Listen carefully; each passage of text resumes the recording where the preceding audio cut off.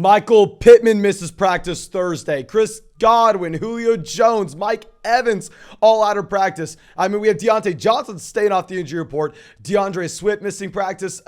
We got so much to talk about. We have to go through. We have to update these wide receiver rankings. But of course, before we dive into it, go down there, drop a like on this video, subscribe to the channel if you have not done so already. And I know pretty much everybody watching this is already subscribed, but make sure you hit the bell next to the subscribe button. That way you know when we go live, because I am answering questions every single day on those live streams. We are also answering questions every single day down there in that comment section. At least 200 comments on every single video I'll answer. So go down there, leave a comment. I'll try to get more than that. And last thing before we dive into here, you are going to see some player props up on the screen. Those are on Underdog Fantasy. Of course, you can find all those player props on Underdog. When you sign up and use promo code FLOCK, they'll match your first deposit dollar for dollar up to 100. You'll get our 2022 fantasy football rankings. And in those live streams every single night, we are going to be drafting on Underdog as well. So if you want to get in drafts with us, if you want to go check out those player props, promo code FLOCK, link in the description,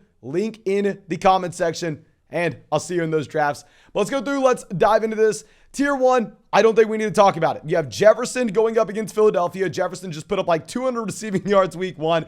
We have Cooper Kupp going up against the Atlanta Falcons. Cooper Kupp legitimately just went out there and put up a performance that was right in line with what we had last year. Jamar Chase going up against the Dallas Cowboys. Maybe you want to move Jamar Chase down to 4 now that we know that it looks like T. Higgins is actually going to play this weekend. Devontae Adams at 4, coming off 17 targets against the Los Angeles Chargers.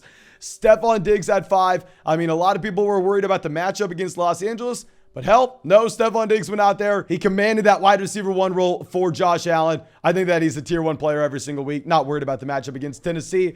But now let's drop it down to a tier where we have to begin to actually thinking about this. Let's go Deebo Samuel. With Deebo Samuel, we have moved him up here because with the Elijah Mitchell injury, I think that they are going to be looking to run the ball a little bit more with Deebo. I thought that they were going to go way away from this compared to what we had last year with the 8 rushing touchdowns. And while, yes, maybe you're excited about Mason, Wilson, Tyreek Davis, Price, there are a decent amount of running backs there in San Francisco. At the same time, I think that if we look at how they lined up Deebo Samuel in the backfield after the injury week 1, there's a good shot that Deebo still is used as that hybrid type player. I mean, I thought there was no way he was scoring 8 rushing touchdowns again, but he is currently on pace for 17 rushing. Obviously, that's a joke, but still, I think we have to expect the bump up in usage with no Elijah Mitchell. And then A.J. Brown, 7. A.J. Brown, dynamic week 1. Could not be more excited about it. And that was his first game with Jalen Hurts.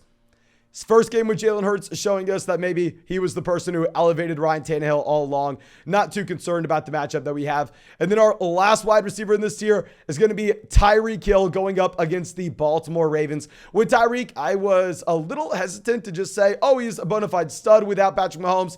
Y'all know I'm a big Mahomes guy. We said that the Chiefs offense was going to be better without Tyreek Hill this year. But no, his first game ever with Tua Tagovailoa, he goes out there and he commands 12 targets against the New England Patriots. Don't love the matchup against Baltimore, but you can't ignore that volume. And now dropping down a tier, it's going to be very difficult to know where to rank these guys. We are going to have Mike Evans here at 9. With Mike Evans, he's been missing practice due to a calf. Now I'll say, if there's any player that can miss practice, it is going to be Evans, a player that's been in the NFL since 2014, with a quarterback that's been in the NFL since 1974. And here with Evans, it is a tough matchup going up against the New Orleans Saints. We know historically this has not been a great spot to play Mike Evans, but also Julio Jones has not been in practice with the knee injury. We know Chris Godwin's not playing. Russell Gage is a little bit banged up. So I don't know, maybe they have to use Evans consistently. And then our next wide receiver, Michael Pittman. Michael Pittman and Mike Evans in our first set of rankings were in the tier above, but Michael Pittman also was limited in practice on Wednesday and did not practice at all on Thursday. Both of these players, we really need to look at what we have with their Friday practices to determine how excited we are to play them. Now, of course, if they're active, you're probably playing Mike Evans and Michael Pittman almost regardless. And now our next wide receiver in this tier, Hollywood Brown. With Hollywood Brown, he disappointed against the Chiefs last week. I get it. I thought that he was going to be a top 10 receiver. I mean, it wasn't that bad. I think that here you still don't have Rondale Moore, who misses back-to-back practices on Wednesday and Thursday. Maybe Zach Ertz is a little bit better. I expect this just to be a bounce back spot here for the Arizona Cardinals offense. Going up against Las Vegas, I think this can be a sneaky high-scoring game. And then our last wide receiver in this year is going to be T. Higgins. With T. Higgins, I mean, I did not rank him initially, but that was because it's like, okay, he had a concussion. I'm assuming that he ends up missing a week. But no, I mean, it looks like T. Higgins may be back this week. He was limited in practice on Wednesday.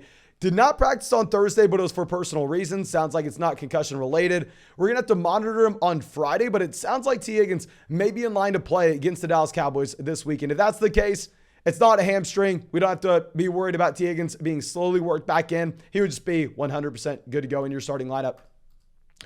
Now, our next player, we did move up. We put up Amon-Ra St. Brown here at 13 in full PPR formats because I know it sounds like DeAndre Swift's going to play, but with DeAndre Swift's ankle injury, not exactly like T. Higgins in the concussion, where if DeAndre Swift plays, we don't know if he's going to be 100% good to go. He didn't practice on Wednesday. He didn't practice on Thursday. And with Amon-Ra St. Brown, I was slightly concerned coming into the year because when he had that elite level breakout his rookie season at the second half, when he broke out, you had no Hawkinson, you had no DeAndre Swift, you had no DJ Chark, you had no Jameson Williams, all of whom will be playing for the Detroit Lions at the end of this year.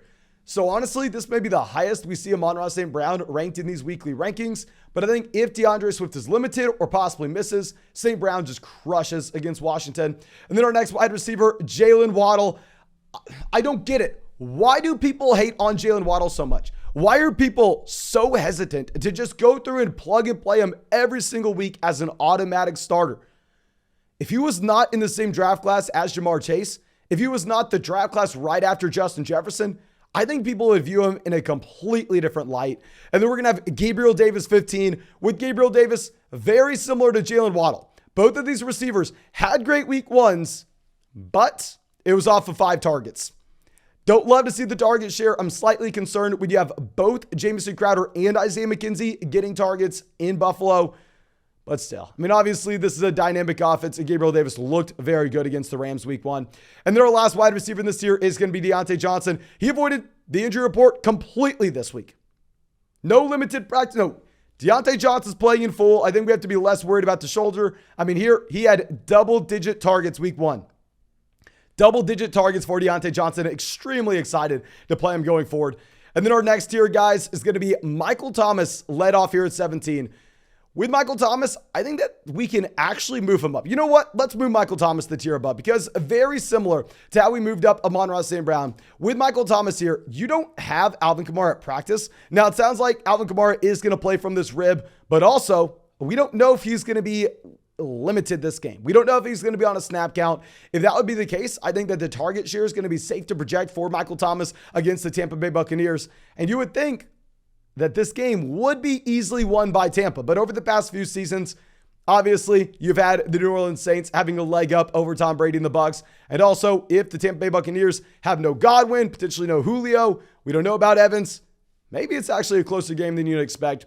So starting off this tier, actually, we are going to have CeeDee Lamb here at 18. I mean, with CeeDee Lamb, I think that he's in a very similar light to the next wide receiver with Brandon Cooks going up against the Denver Broncos. I mean, both of these wide receivers are top-level targets in very bad offenses that have no competition at all. They're both extremely talented players, subpar offenses, no competition, so they will have high target shares. I don't know. Can you move CeeDee Lamb lower than this? Let me know if y'all move CeeDee Lamb down to our next tier, where we are going to have Jerry Jeudy, Cortland Sutton back-to-back here. With Jeudy and Sutton, y'all know we got to put our guy Jeudy first. We had him first over Sutton coming into the year. I mean, Jeudy was the guy that we were drafting, avoiding Sutton everywhere. I don't love the matchup, if I'm going to be honest with you, because we saw, at least in my opinion, on Monday night, that the Denver Broncos, they want to run the ball. They're not going out there. They're not trying to let Russ cook. They're putting him under center. He's targeting tight ends. He's getting Javonte Williams as heavily involved as possible. So I'm concerned against the Houston Texans when I think that this game's not going to be competitive, when we have the Denver Broncos just going out there and rolling Houston, that we shouldn't see a ton of pass attempts overall. But still, Jerry Jeudy, Cortland Sutton, extremely talented wide receivers playing with a very talented quarterback. And we've had Jerry Jeudy above Sutton all year. Not going to change that after week 1. And then our last wide receiver in this year is going to be DJ Moore going up against the Giants here. Don't know what to expect with this Giants matchup. I will say, maybe you like what we had with Tennessee against the Giants last year, targeting that slot wide receiver. I love DJ Moore. I love the talent profile he had coming into the NFL. I love the fact that he just can get 25% of his team's target share every single week. But at the same time, this coaching staff's coming out saying, you know what? We need to get the ball in the hands of Christian McCaffrey. That's the issue with this offense. CMC needs to get fed. I think everybody would agree with that. So if we expect the targets to get a bump up for Christian McCaffrey this week, it's hard to bump up DJ Moore too much as well. He only had 6 targets. I don't know. I definitely want to look at this situation with Baker Mayfield in week 2. Of course, Baker Mayfield is new to Carolina. Now let's drop it down to tier where we are going to have Terry McLaurin at 23. Terry McLaurin, great matchup going up against the Lions. And you know what? This is probably about time to remind everyone, we're not ranking Thursday night players. You already started your Thursday night, guys. Juju, Mike Williams not going to be on this list. Okay, let's get that out of the way. But here with Terry McLaurin going up against the Lions, a great matchup. He was good week 1 against the Jags, but he only had 4 targets. You had double-digit targets going in the direction of Curtis Samuel. You had Jahan Dotson getting involved. You had Logan Thomas coming back off the significant knee injury and getting involved right away week 1 with more targets than Terry McLaurin. You had Antonio Gibson leading this team in receiving. So it looks like that this offense maybe is going to spread the ball across so many different guys that unless they have 300 passing yards in a given week, it's going to be very hard for any one of these players to have an extremely high ceiling. I know maybe you could say they get there going up against the Detroit Lions, a team that just gave up 38 points week 1. But at the same time, it is hard. It is hard to move Terry McLaurin that much higher if you think Curtis Samuel gets targeted, someone that we'll talk about later on. But Christian Kirk, someone that did get double-digit targets week 1 going up against the Indianapolis Colts here. Indianapolis let Brandon Cooks get fed week 1 from a pure target perspective. Now, Brandon Cooks wasn't elite with his overall fantasy points. That's what you should come to expect. You're playing in the Houston Texans offense. You will get a lot of targets, but you're not going to put up a lot of points. I think almost a similar thing's going to happen here in Jacksonville. I'm not fully out on Trevor Lawrence. Not super excited about him either. But I think based on the role that we saw with Christian Kirk week 1, even if we don't love the matchup against Indy, if he is going to just be the unquestioned alpha wide receiver here and ETN's maybe not going to have as large of a role as a pass catcher as we thought, then maybe we can go through and rank Christian Kirk as a top 24 guy.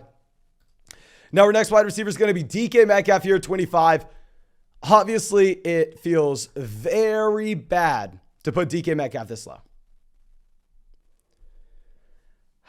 From a talent perspective, he's better than pretty much anybody else by a mile in this range.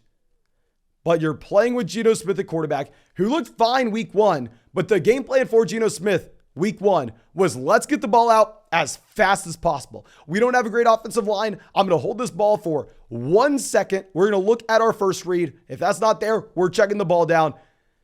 I don't see how a bad offensive line, Geno Smith's lack of deep ball accuracy, suits the skill set of DK Metcalf. I don't like the matchup either going up against a good 49ers defense.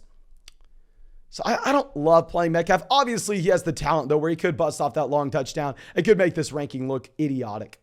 And our next receiver here is going to be Rashod Bateman, 26. Of course, y'all know I love my guy, Devin Duvernay. We got to throw up the horns, but still, at the end of the day, Devin Duvernay is getting outsnapped by Bateman. He's not the same talent as Bateman. Bateman is the wide receiver 1 here. I think that we get a step up for Bateman in his overall targets compared to what we saw week 1. I don't know if this is something we can confidently say is going to happen going forward, but we did see Lamar Jackson scramble less week 1 than we're used to.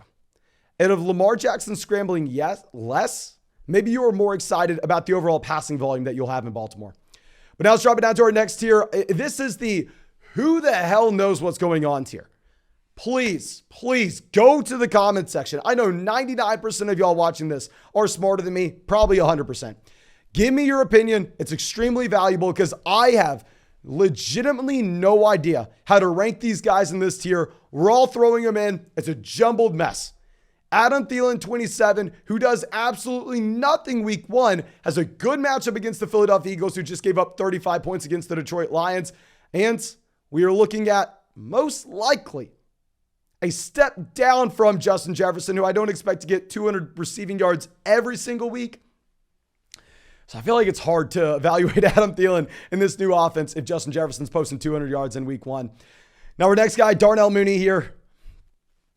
How are we supposed to evaluate this when he played on a slip and slide week 1? He was out there on a slip and slide going up against the Packers. I mean, the Packers just let up almost 200 receiving yards to Justin Jefferson, but Justin Jefferson, Darnell Mooney, they're not exactly the same type of player. I don't know what to do. Our next guy, Elijah Moore, dominates the routes run, dominates the snaps in New York. Has like 75 snaps compared to Garrett Wilson at 41. However, Garrett Wilson, his first week ever in the NFL, draws more targets than Elijah Moore. Breece Hall, his first week ever in the NFL, draws more targets than Elijah Moore. Going up against the Cleveland Browns, I don't like the matchup either. I think that here with Cleveland, they just shut down DJ Moore. They shut down Christian McCaffrey. I don't think we should be that excited about the slot wide receiver. But I mean, hell, obviously he did more than Adam Thielen and Darnell Mooney last week. And then our next wide receiver, Allen Robinson, in a great matchup against the Atlanta Falcons. Who the hell knows? Allen Robinson back in 2020 with horrendous quarterback play. I mean, we can go back throughout his entire NFL career, see elite level finishes. But at the same time last year, as we already said, why we were not drafting him aggressively, he was one of the worst receivers in the NFL. Khalif Raymond, Braxton Berrios, these guys outscored him on a points per game basis. Had 1.2 yards per route run last season. Horrendous, was outplayed by Darnell Mooney in the same situation. But now he has Matthew Stafford in what I believe is going to be a massive bounce back for the Los Angeles Rams going up against the Atlanta Falcons. So also another player that's impossible to rank right alongside our next guy, Curtis Samuel, going up against the Detroit Lions. Curtis Samuel, double-digit targets here. But at the same time, are we expecting him to out-target Terry McLaurin every single week? Are we expecting Carson Wentz to throw over 300 passing yards every week? Probably not. So even if it's a great matchup against Detroit, it's hard to project Curtis Samuel to repeat what he just did. Definitely worth the roster spot. Hard to just say that he's guaranteed a spot in your starting lineup week 2, though. Ayuk 32, going right back to what we were talking about with Darnell Mooney. Trey Lance looked bad. Brandon Ayuk looked bad, but they were playing on a slip and slide. I feel like it's so hard to take anything away from that game.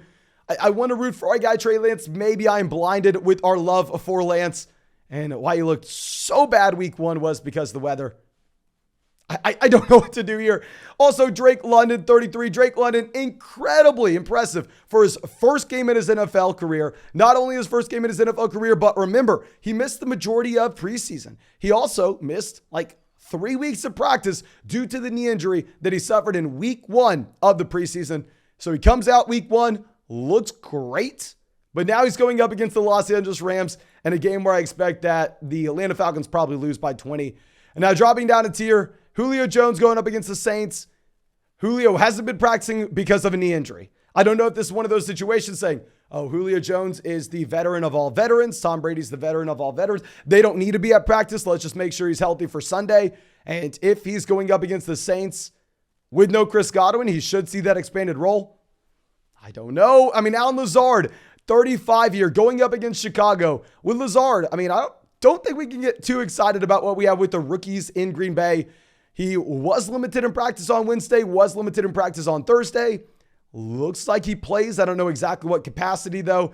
And then our last guy, Jarvis Landry, 36. With Jarvis, you can make the argument he should be higher than this. I mean, another player that had double-digit targets week 1. But what I'm worried about is Michael Thomas beginning to play more snaps, that Michael Thomas is now a little more healthy. And on top of this, Kamara taking more targets. If he plays, keep in mind, we have to monitor that rib injury. I don't know what to do here with Jarvis Landry. Let me know how y'all rank these guys 27 through 36, because I feel like every single one of these players has such a wide range of outcomes and they all have their own question marks. But thank you again. I appreciate you. I hope you have a great day.